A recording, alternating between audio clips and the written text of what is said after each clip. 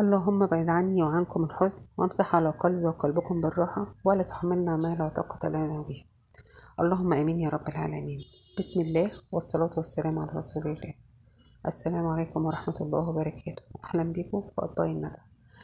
الفيديو اللي فات انا كنت عملت معاكم زبدة الفول السوداني وقلت لكم ان احنا هنعمل بيه بعد كده بسكوت بزبدة الفول السوداني.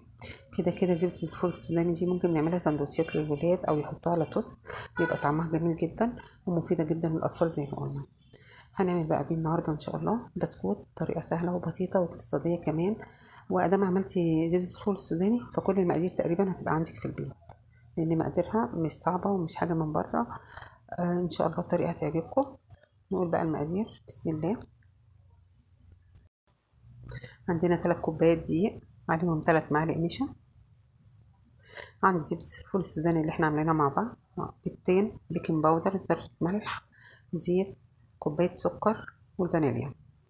هنقول بقى بسم الله. انا حطيت كوبايه السكر عندي حبيبات مش ناعم، بس حبيبات تكون ناعمه مش خشنه قوي. هبتدي بقى افضي اللي حواليا الاول كده نلم الحاجه. نزلت بالنشا على الدقيق واحط عليه كمان ذره ملح. بسم الله.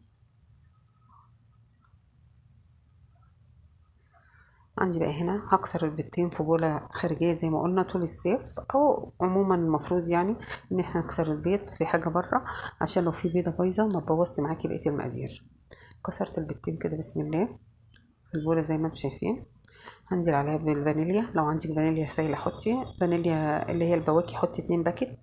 دي فانيليا خام، انا حطيت نص معلقه صغيره. بسم الله.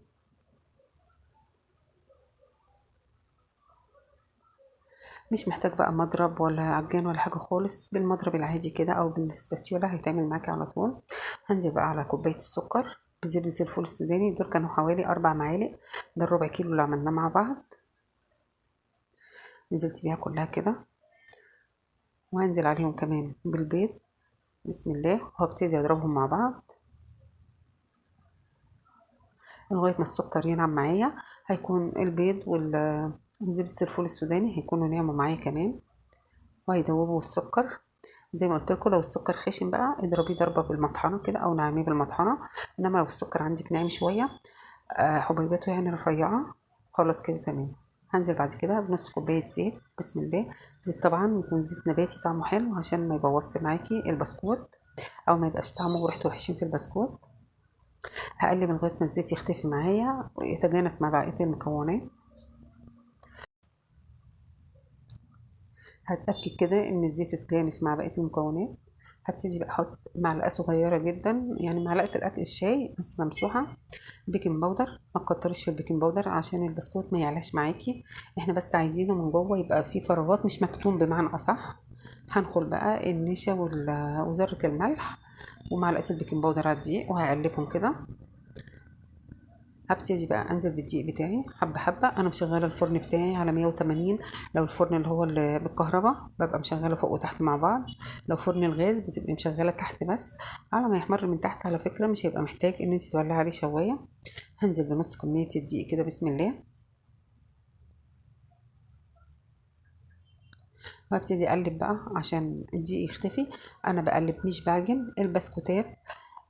ما بتحبش العجين، بتبقى عايزه بس تلم الدقيق او يعني تخفي الدقيق منه، مش محتاجة عجن زي الفطير والعيش والحاجات دي.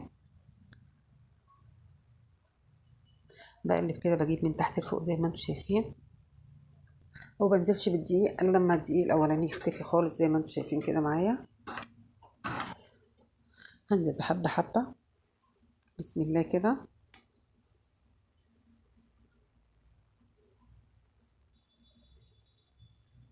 هبتدي بقى اشيل الاسباتيولا واستخدم ايدي، بنلم كده ونحاول بس نخلي الدقيق يختفي.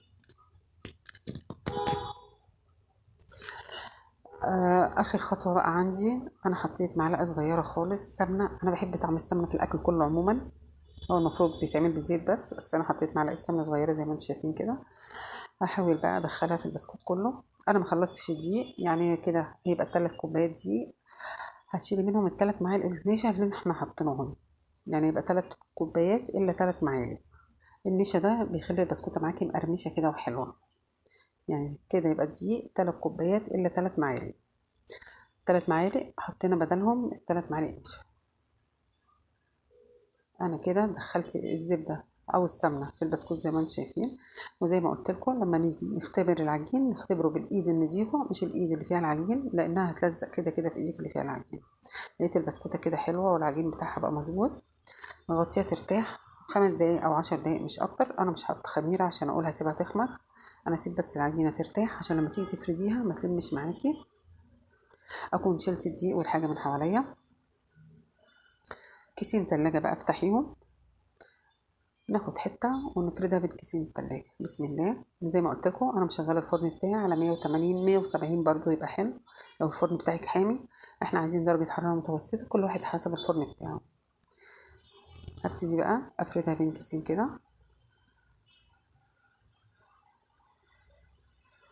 وعلى فكره ممكن تفرديها بالايد كمان، مش محتاجه نشابه قوي. العجينه معاكي طريه وحلوه ومش بتلزق وملمسها ناعم يعني وجميل كده، يعني ممكن من غير نشابه كمان هتتفرد معاكي. بس مش عايزاها رقيقه عشان ما تتكسرش منك وانت بتشيلها من الصينيه او من الصاج، ومش عايزينها برضو تخينه عشان ما تبقاش طريه من جوه ومعجنه. انا هوريكم سمكها. وتخليها طبعا سوا واحد عشان لما تستوي يبقى واخده كلها تسويه واحده، ما تبقاش واحده متحمره وواحده لسه لونها فاتح. وبأي قطعة عندك بقى، بمج، بكوباية، بفنجان، بقطعة السابليه، بقطعة الكحك، بأي حاجة عندك ممكن تشكليها. ممكن تشكليها على ايدك كده عادي، ممكن تقطعيها بسكينة.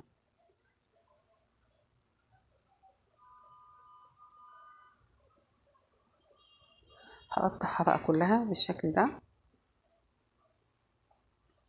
لو هتحطيها في صينية ألمونيا أو حاجة ألمونيا ادينيها دهنة بسيطة زيت أو سمنة. لو هتحطيها في الصاجات بتاعة الفرن بالكهرباء اللي هي الإنامل دي زي اللي عندي، أنا بوريكم سمكها. أنا مبدهنش الصاجات دي. كمية الزيت اللي محطوطة في البسكوت معقولة، والصاجات دي كمان ما بتلزقش قوي، فأنا مبدهنش الصاجات. لما بعمل في الصاجات دي بدهنهاش خالص. هبتدي أرص بقى البسكوت في الصاج، ما تخليش بينه مسافات كبيرة. أنا كده مخليها كمان بينه مسافة كبيرة. مش حاطين فيها خميره ومش حاطين فيه بيكنج باودر كتير، فمش هيكبر مش هيلزق في بعضه. يعني ما تخافيش، ما تقوليش انا هخلي مسافات بينه كبيره هيلزق في بعضه. لا، هو تقريبا لو كبر بيكبر سنه بسيطه، فمش محتاج كل الوسع كمان اللي انا سايباه بينه دوت. بتحطيه في الفرن الكهرباء او الفرن الغاز كده كده على الرف اللي في النص على الشبكه يعني. تقعد معاكي حوالي من 10 ل 12 دقيقه بيكون استوى معاكي وبقى زي الفل.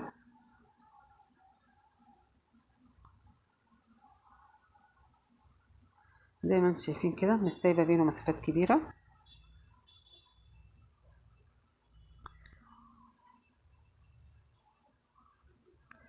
باقي العجينة طبعا بتلميها وتعجنيها وتفرديها تاني. العجينة جميلة جدا، ما لزقتش في الكيس ولا حاجة. انا هوريكم وانا بلمها. انا بوريكم بس ان انا رصاها قريبة من بعضها. زي ما انتم شايفين بتسيب الكيس خالص، مش ملزقة فيه. هلمها بقى وابتدي افردها تاني. ده الصاج اللي استوى معايا، وده الصاج اللي لسه هحطه. ده شكله بعد ما استوى. دي اخر حتة عملتها، ضفرتها كده وعملتها زي الكحكة. السوداني ده زي ما قلت لكم ده سوداني اللي هو سوداني اسوان. 3 كوبايات دي عملوا معايا كل الكمية دي، ما خدوش معايا وقت خالص على فكرة كمان. ومقادير اقتصادية زي ما قلت لكم، طريقة سهلة وبسيطة ويا ريت تجربوها. وعلى فكرة اللي لونه احمر دوت طعمه احلى من اللي لونه الذهبي. انا حمرت دول لان انا بحب الحاجة متحمرة شوية، فاللون الاحمر ده طعمه احلى من الفاتح. هكسر بقى معاكم واحدة بسم الله.